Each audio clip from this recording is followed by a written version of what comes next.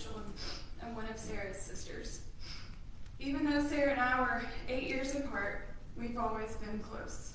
I've jokingly but somewhat seriously have told others that Sarah was basically my first child. I carried her around my hip until she was at least 6 or 7 years old. Her feet were basically dragging the ground.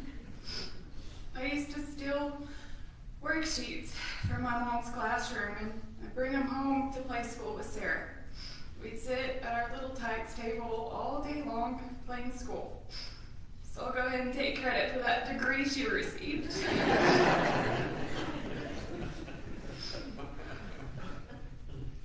One of the hardest things I've ever done was move out of my parents' house.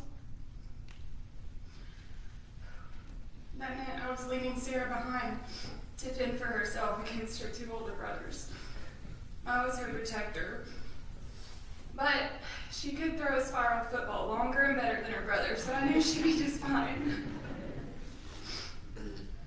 Although as I got older and I started a family of my own, I did find time to come home and watch Sarah battle on the court or the softball field. She was an amazing athlete.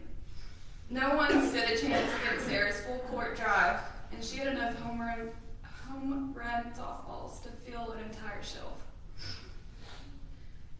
Eventually, Sarah became the one with the babies on her hip. She was the greatest aunt to every single one of her nieces and nephew. She couldn't tell them no, and she spoiled them rotten. Over Christmas break, my girls and I, we had the chance to go pick up Sarah and take her clothes shopping with us. Naturally, my girls wanted every single thing they saw in the store, and naturally I told them no. But when it was time to go pay for our purchases, I turned around to find them, and they were both attached to her hip. Sarah had her hands full of all the items that I told them no. And she looked at me and just shrugged her shoulders, and she said, "I'm sorry, I couldn't tell them no." So she bought everything they wanted. I'm so happy that Sarah found Tim. I've never seen her so happy. The little girl that I used to carry on my hip was all grown up. She had earned her dream career, she found the perfect guy, and she was truly living her best life. Sarah impacted everyone she met. She had a heart of gold and a smile that lit up every room she entered. In a family of 6 kids, it can be hard to stand out, but I think my brothers and sisters would agree that she was the main character in our story. She was the shining star.